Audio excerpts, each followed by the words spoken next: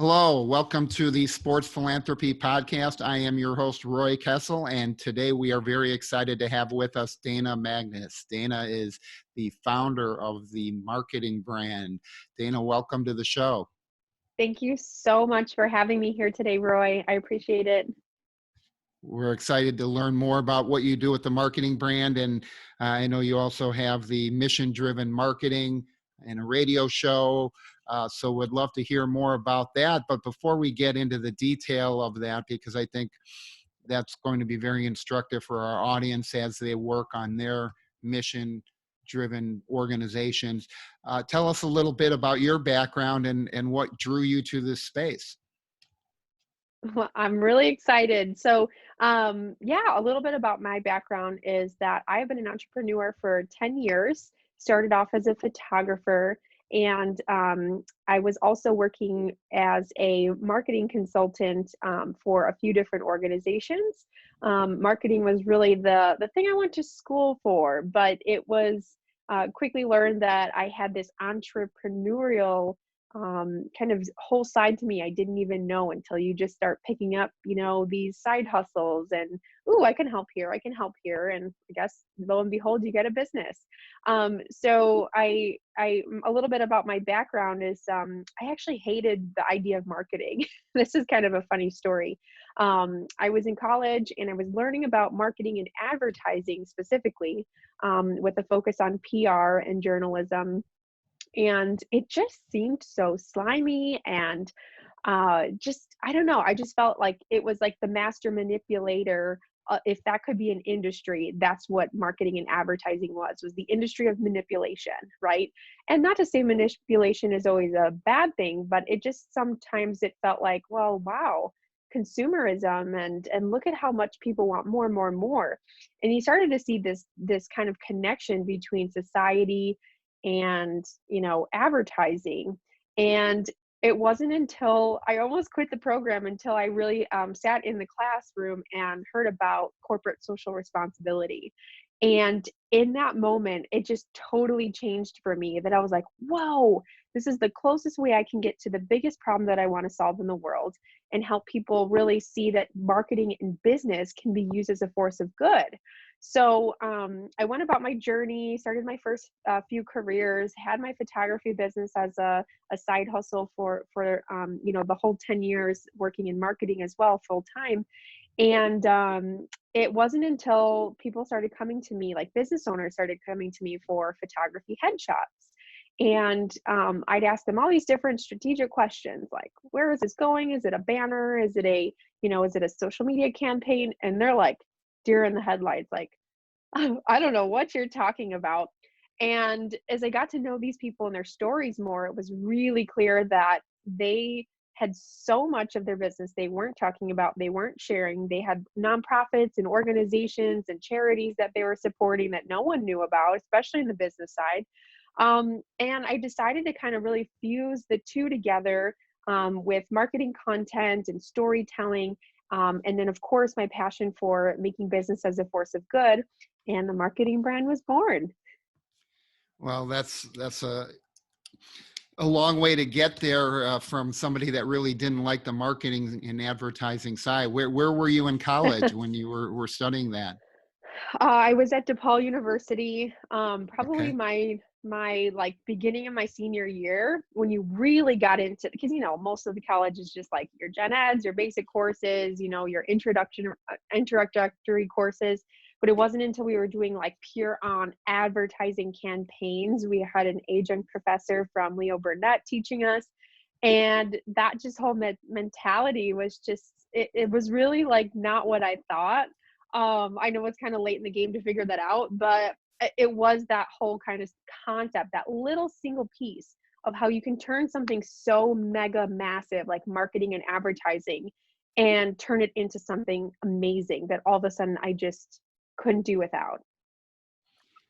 Yeah, it's interesting because on the one hand, right, we're taught that you need to be honest and forthright about everything going on, right? And on the other side, by Yeah. its nature, advertising and marketing is you are emphasizing really the good or only the good. Yeah. in what your product or your organization does. You're not going to play to your weaknesses, of course. Right. And the challenge always is, how do you balance that? I know that's one of the big mantras of your practice in terms of the ethical marketing model. So tell Mhm. us a little bit about how you came to derive that model. The ethical marketing model. Yeah. I really kind of had this epiphany moment. I don't know, what was it? Probably over the time that I was building out this new business, because I didn't even know this was going to be a business. It was like I just started to do the work when people were coming to me for photography headshots, and I ended up like creating marketing campaigns and plans and strategies for them. So it really came about where I just had this I guess realization that, wow, why am I the only one that knows how amazing these people are? They're leaders of maybe insurance companies, they're maybe starting a auto body shop. I knew I had a couple of different clients who were realtors or worked in financial services, and they were just really incredible human beings, but all people knew about them was that they had this one job and they served this type of, you know, service offering. But when I really looked at who was really connecting with them and really like supporting their business for a different reason, it was the people who knew more about how good of a person they were and how much of a leader they were. And really, I came to this realization that if every day that they're not able to put what's good about who they are and how they're able to help and serve and take the things that they're doing and not think of it as, here, I'm just trying to push a product or push a service offering and sell stuff. I'm actually creating community by being that one person, being that leader in this group of their circle that can really truly save them from suffering from a problem that they have in their life.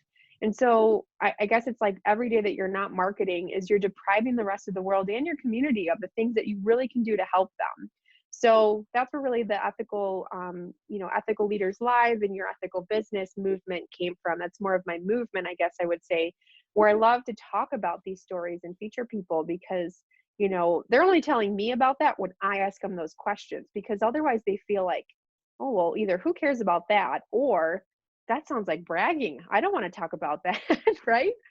So, And that's always one of the challenges, and especially in today's social media world, right? It's a yeah. fine line between, you need to get the word out and your message out Hmm. as your personal brand, as your Right. organizational brand, and how do you recommend balancing those versus the bragging? And I think for me, a Yeah. lot of it has to do with the tone of the posts and Mhm. what I think we all use as a buzzword of authenticity.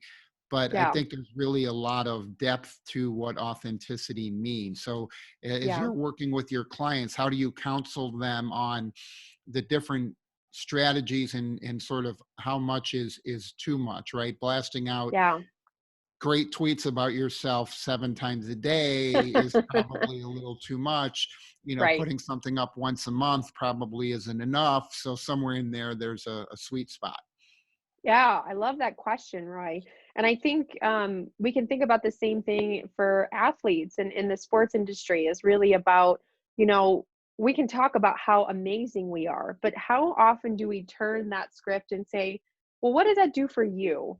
And how is my presence and my being and my achievements somehow ever going to make a difference to you, right? Like, who cares about everything I think about myself, but what does it mean as like a community centric way? And I call this the human to human connection. Is where you probably don't walk into a room when you're meeting a bunch of new people and say, hey everyone, I do this, what about me, what about me? And so I just think, like, if we looked at social media like an actual conversation, like an actual interaction with another human being, we don't just talk about ourselves. We ask the question of, well, what do you want? How can we work together? What is our common goal?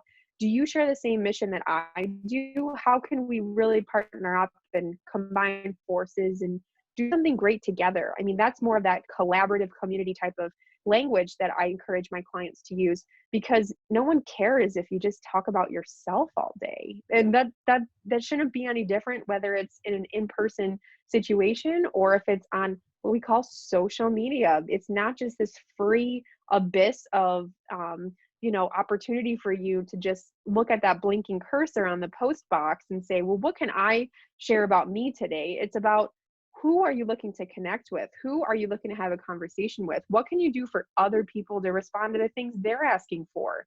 So make it more conversational. And I think that once we get out of our mind the idea that social media is just for us to have this platform to just share things about us for our own self-interest, we treat it more like, how can we be part of a community?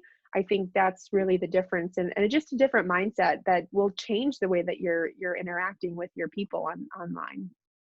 Yeah, what's really interesting about that is I get in an argument frequently with people who, certainly not in the younger generation, but I'm 55, so people sort of in my generation that look at Twitter and go, it's dumb, it's stupid, it really doesn't have any use. You're just talking about yourself. And I said, you know what? Mm, I've got to be honest, a lot of the best connections and relationships I've made over the years in the sports business world have been through Twitter. And it's not yeah. because I send out a tweet, it's because of what you're describing as the engagement of having a Yes. conversation with somebody. Yep. Okay. I might not know you, but you tweet something that's interesting and I reply either by, retweeting what you said, by adding a comment into it, by responding to you privately. But it's Yeah. that element of reaching out and engaging and having a conversation that develops a Yeah. relationship. And I think in today's world, um, everybody's looking for easy Yeah. ways, Yeah. and relationships take work. It takes Oh, yeah. effort. It takes time to follow up, to take the opportunity to sit and talk to somebody for half an hour. Mhm. And you see so many people that want, like, I want a tool where I can just schedule my whole week and I'm done. And so they sit online on Sunday night and they spend 2 hours scheduling out everything for their week, and they're like, good. And I tell them, yeah, but you're not, unless you're on there. Like, it's okay to get your content out that way so that Yeah. it's spaced and it's scheduled and there's some Yeah. strategy to it. But Right. you still need to be on those platforms interacting and Mhm. engaging, because if you're not, and the Yeah. only thing that people see is promote, promote, promote, promote, I think you lose that credibility, and people really evaluate your brand Yeah. by the messages and the content you're putting out, but also about what you're engaging about. So in our world, in sports and sports philanthropy, right, those are the groups that we engage with and the messages we put Mhm. out directly. But that's also the other groups that we're promoting that are doing great Yeah. work. There's so Right. many people in this space doing great work, and I'm interested to hear your thoughts from that ethical leadership perspective in the midst of Yeah. a crisis. What are you seeing as some great examples of that type of leadership? That's a great question, and it's exactly what I worked with in my group accountability. I have a group program called the Marketing Tribe, and that's all we did this past week. Was I said, let's put kind of like the theoretical pencils down, and let's just go inward toward our community. And now people are given this little, like, opportunity, whether they're just like, okay, I have a lot of things I want to announce, I have a lot of changes or pivots in my business or my nonprofits and my organizations. And I'm like telling my leaders, it's like, maybe cut what your production is in a half or even a quarter, and get out there and engage with people who you really, really, really want to support, because they're actually coming out of the woodwork right now. So amidst this crisis, we have a lot of people who are asking for help and asking for resources and asking for connections, because we got to rely on each other. So let's be those connectors. Let's be that leadership in making these resources available to people, because we know we work in these industries, we are connected to these people. So if you can kind of come in as I hate to say it, as like a hero in this scenario of putting putting the megaphone away sometimes and saying, well, how can I serve? How can I help? How can I respond to people's questions in a very leadership type approach where we can come in and be the answer to some of these things.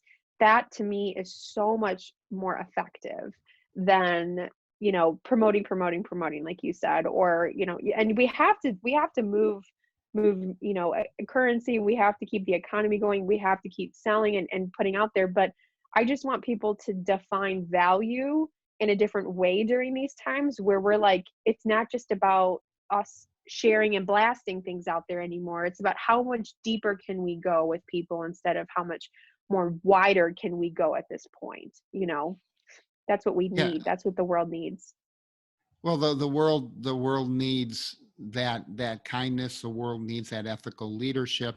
I think one of the challenges that you see in the current environment, everybody's stuck at home. We're watching a Yeah. lot of examples of leadership on TV, some good, Yeah. some bad, everything in the Right. middle.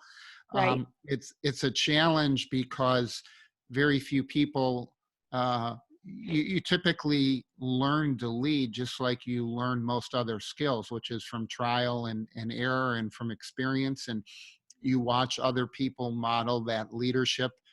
Um, there's not enough iterations of responding to pandemics for anybody to really have seen what the best leadership model is and how to handle that. And so that's definitely a challenge. And yet what we've seen in response, not from necessarily on the actual medical side, but from Yeah. a lot of sports organizations, is some very innovative opportunities Oh, where yeah. groups are providing incredible resources, many of them for free, that were Yes. either previously paid resources that they've opened up or specially created now for this at-home environment. Yeah. And to me, those are great models of leadership because they've looked at the situation, assessed it quickly, right? And at the end of the day, we're not that many weeks into this. There was a report out earlier that this social distancing could go into 2022, and so Wow. I certainly hope that's not the case. So you Oh, I think hope about that's not true. I don't think Yeah. it'll be to the degree now, but I think they're expecting that there's some element, and I don't think anybody knows, as Dr. Fauci says, the virus knows. The virus has the Yeah. answer. Um, Right.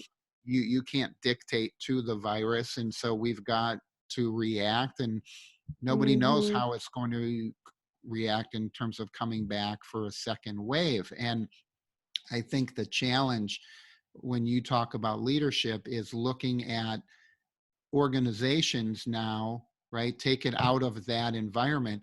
We don't know what the new normal is, right? No. Leadership is fairly easy if you're in an established structure that's Yep. going and working and you're making a marginal shift or change, right? A little bit Right. different on your social media strategy or your media buys. Mm-hmm. But now we're in an entirely Wild West type of scenario, and I don't think anybody knows what that next business model needs to look Yeah. like for nonprofits in service delivery, in engagement with the stakeholders. It's going to be very interesting to look at. Where do you see the biggest challenges? Yeah, I think right now, and you're really hitting it on the head, is people are coming up with these innovative pivots and shifts, and they really are looking at a way to say, how can I serve? How can I help? How can I be there?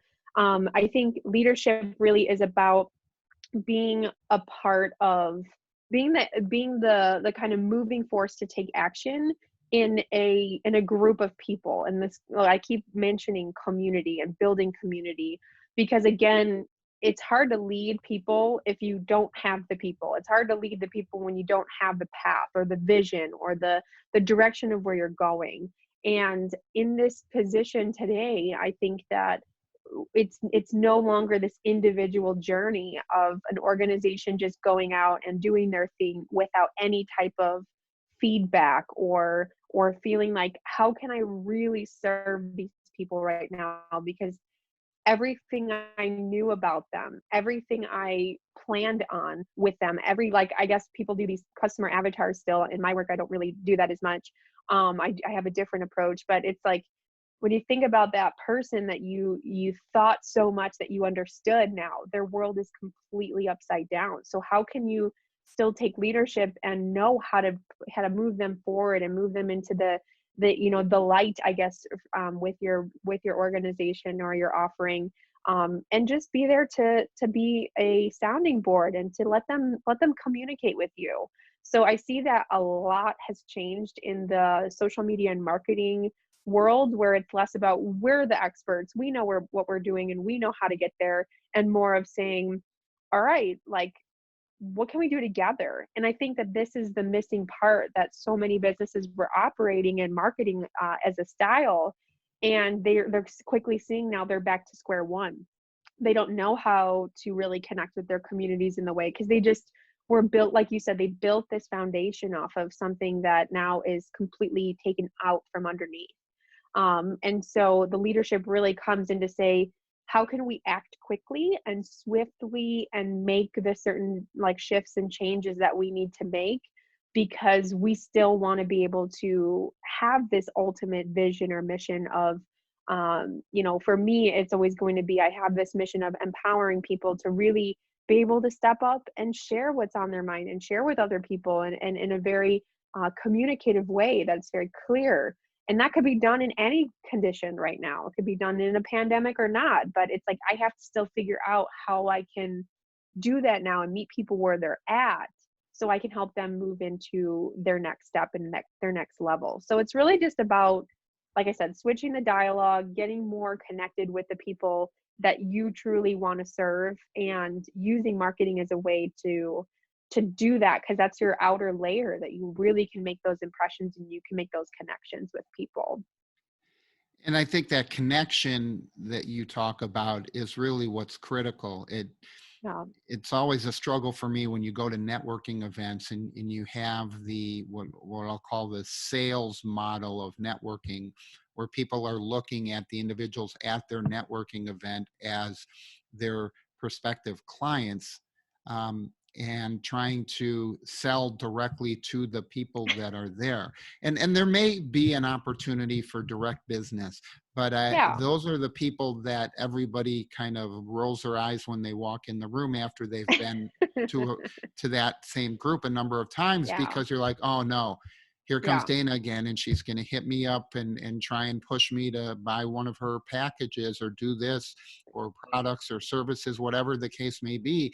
And it almost makes you go to the other side of the room, because, like, I've had that conversation with Dana. Clearly, if I was interested in working with her, right, I know what she does, I know what she's about. And when I used to be a regional director of a networking group called BNI for the Chicago region, and we'd go work with different chapters and train them and Yeah. talk about the fact that you're really not supposed to stand up at the meeting and play your sales tape. You're not selling to the people in your Right. chapter, Right. right? You're playing, in a sense, your sales training tape, because you're trying to educate the people in your chapter Yeah. how to be effective listeners or networkers on your behalf, so that when they Right. hear something, that they understand enough about what you do and how to make an introduction to make you effective. Because Yeah. I find that a Exactly. lot of people, when they go to the networking groups, are not that focused on what you're explaining about your business, right? They're making notes, they're trying to prepare their little speech for their Yeah. 30-second infomercial or whatever their time allotment is. And then at the end of the day, like, okay, I generally know Dana does marketing, but I don't really get what she's doing.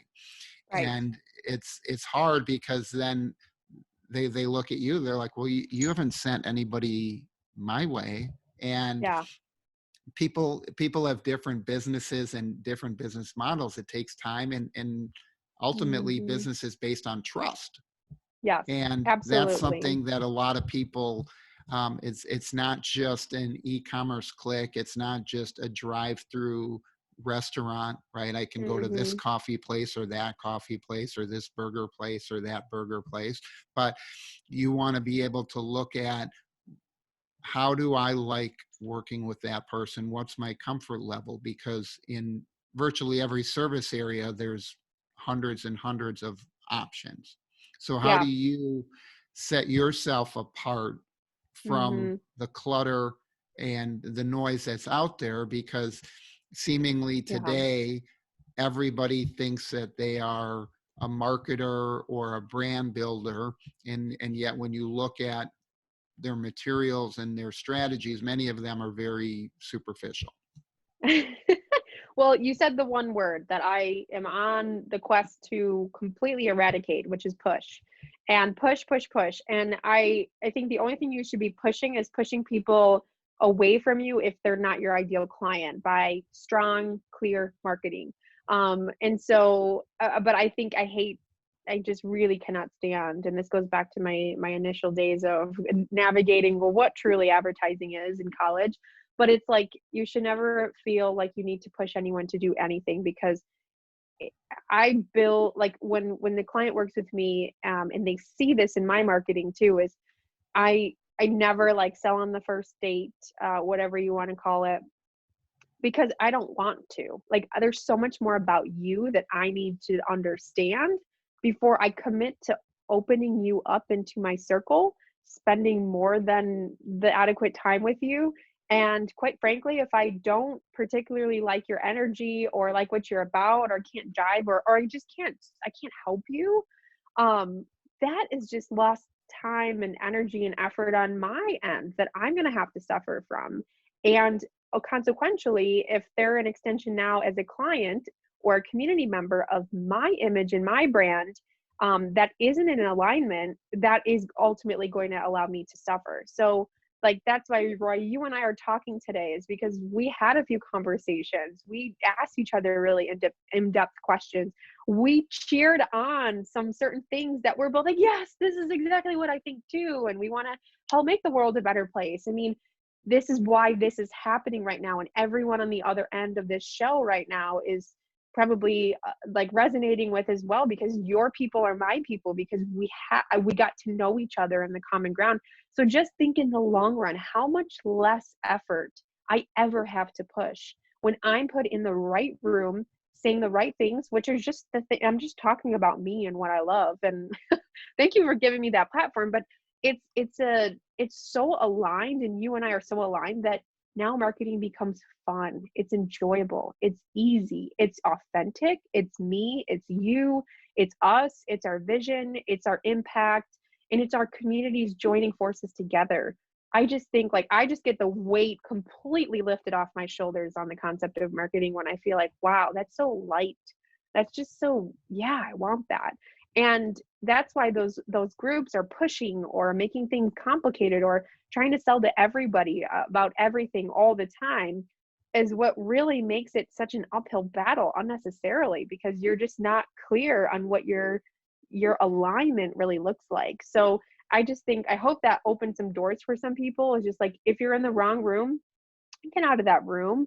Like, if you're feeling resistance from people that of you just showing up and talking about the things that you love, and how much excitement you have for something coming up, and they're not getting it, you're in the wrong room too. Whether it's BNI, whether it's in a Facebook group, whether that's in a networking virtual Zoom, I mean, you got to really start listening to yourself too, and saying, what is that back and forth communication? And if I'm missing the mark on something where I think I'm really clear, you probably need to hire somebody to help you clear up your message, because the people you really want should be jumping up and down as well for you. So I think that's how I would navigate that, is just really don't spend too much time. But if there's a group that you're spending a couple touch points with and you're not really jiving, I mean, you got to make that decision to say, is this working for me or not working for me, or taking away from me right now and costing me right now? I mean, business owners, we do have to be careful about our time, our energy, and what our brand touches, because that's permanent. Yeah, I think that how your brand touches and what that energy is something that's really hard to quantify for people. And Yeah. people want, again, an easy answer, right? I want to walk up to Dana, and then above your head, I want to see either a red light or a green light, so I know whether we Right. should work together or engage. Yeah. Um, and it doesn't work that well. There's certainly people I know, and I'm sure there Hmm. are in your circle, where the first time you met them, like, man, this person is just Yeah. difficult, like Yeah. unnecessarily difficult. And as you get to Right. know them, you realize they're very sincere, they're very Yeah. thoughtful about the way that they approach, and they push back, but they're pushing back in a productive and a constructive way.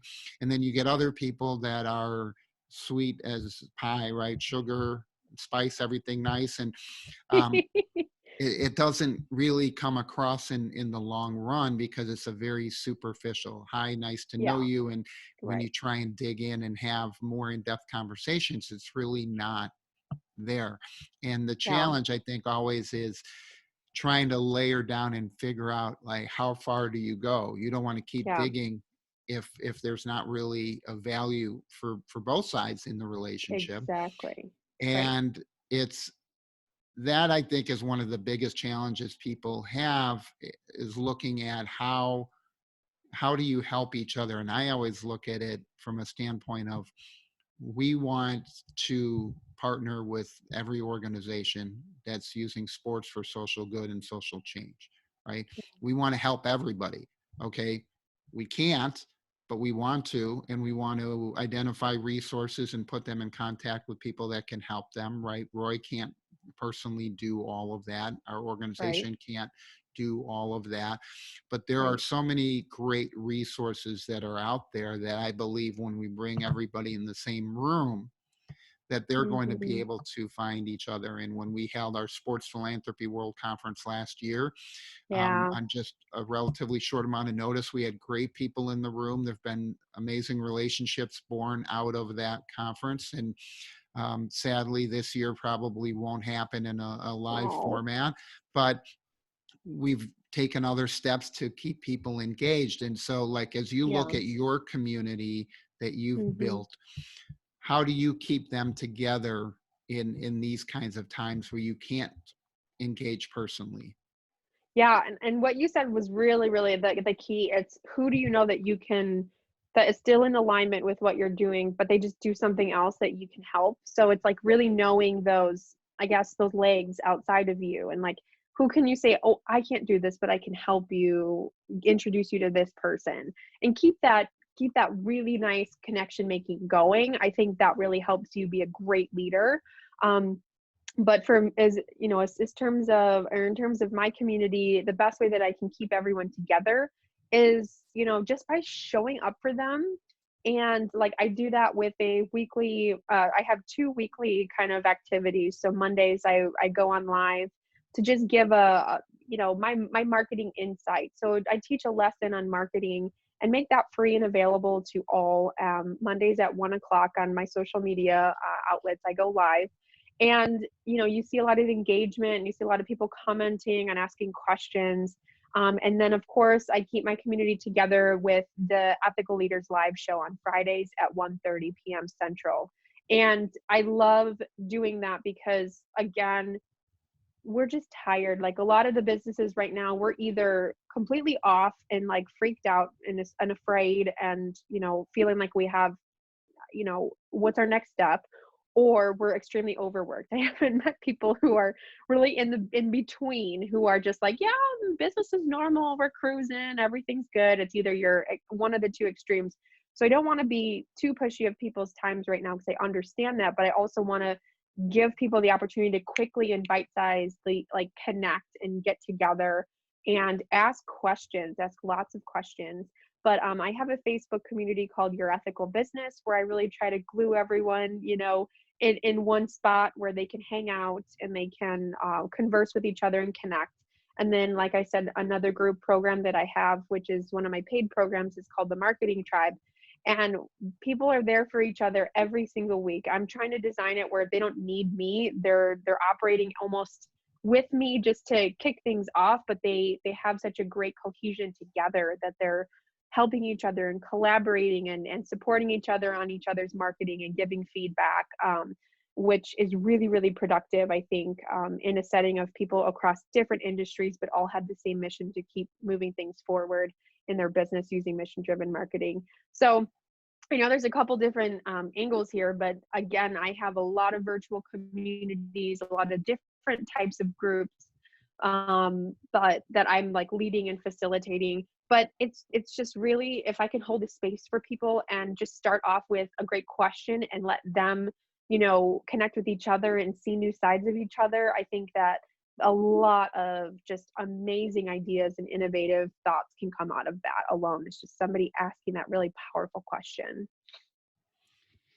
Yeah, and I think that's an area where there's been a loss of growth for over the years, is that ability to ask questions and really be interested and engaged and listening to understand what the other person is going through and what's Yeah. really behind what they're trying to do, as opposed to talking to just inform and, as we talked about, just pushing information out. Oh yeah. I Oh find that yeah. some of the most engaging social media campaigns and posts are really the ones that get people to respond to a question and let people Mhm. share what they're feeling, as opposed to the sort of talking head style of Yeah. I'm doing that, I'm just going to educate you and tell you what you need to do, as Right. opposed to listening and understanding.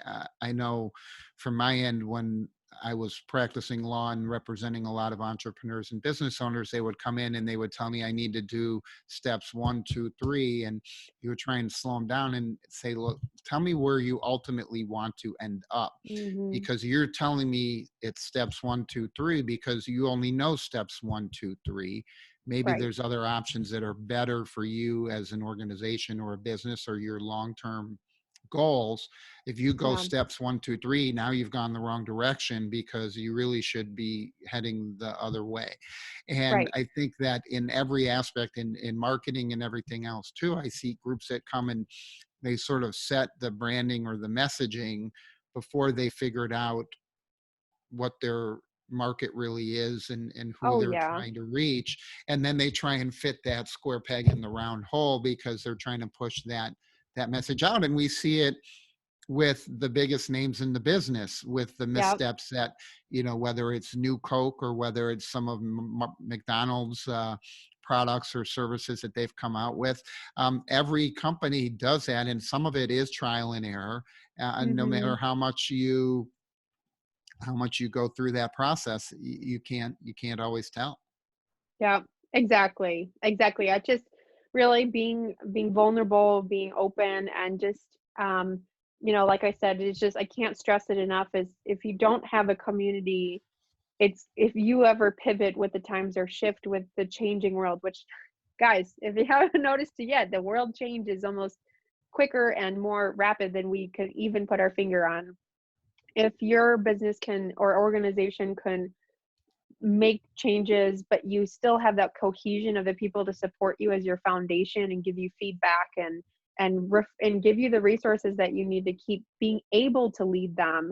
If you don't have the community, that business can quickly evaporate out of thin air because you don't have that solution anymore, right? So I think the new currency really isn't like and this is why in social media, it's like brand value really is about the value of your people and the value of your community. It's not, you know, how awesome and how many buttons and features and cool little knobs and whatever are on your product and features and benefits. It's about who does it really matter to. Yeah, and that's one of the areas that I think a lot of nonprofits struggle with, because they are very focused, understandably, on number one, delivering the service that they were set up to. That was their mission, right? We're going to Right. deliver a service, and that's why we're here.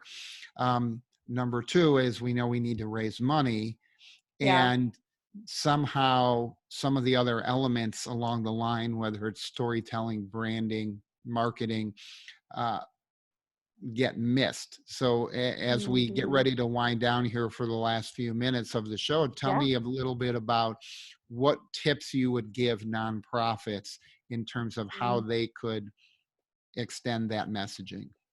Yeah, I think, Roy, what you said and what we talked about is just that engagement, like it's got to be a two-way street, is really, really powerful. But people love hearing about things that they can relate to. So storytelling works because people can almost be that empathetic level of, ooh, I want to put myself in your shoes for a minute and see and feel and hear and touch and use all the sensory objects to feel like they can put themselves in that position. And what is it when you really put somebody in this state of connectedness and relatability, that, you know, that kind of effort in your marketing is really going to help you bring in even more glue and cohesion to the people that you really, really, really want to be your top donors or your top community members, or just the people who are vouching for you and sharing your stuff and talking about you and saying, whatever you guys do, I want to back and support. So if you just give yourself a little self-check on what you've been putting out there, how, on a scale of 1 to 10, rate it. How robotic is this? How unrelatable is this? How like routine and regimented did this feel? Or on the flip side is give yourself a 1 to 10 is, how much would I feel like I can melt into this story? How much do I really feel like somebody can understand this so clearly that they can recite that story in 30 seconds to somebody else next to them? I mean, there's a lot of different techniques and tactics that you can use, but your marketing has to be human. Okay. There's really nothing more I can say about that. But if it feels the latter, if it feels not human or not connected or not relatable, I'm sorry, but people are just going to miss it every time. And it's a lot of wasted time, energy, and effort on your part to put things out there just to check a box and not really feel anything out of it. So Dana, before we let you go, why don't you share with people the best way that they can reach out to you if they want to participate in some of your groups and talk to you about how you might be able to help their marketing and branding? Yeah, so you can visit Dana, Dana Magnus, Magnus.com. And that's where I have all of my different kind of routes, whether you want to attend some events or just get connected to a community that you want to feel that you want to start a conversation with, or you can find me on Your Ethical Business as a group on LinkedIn and Facebook.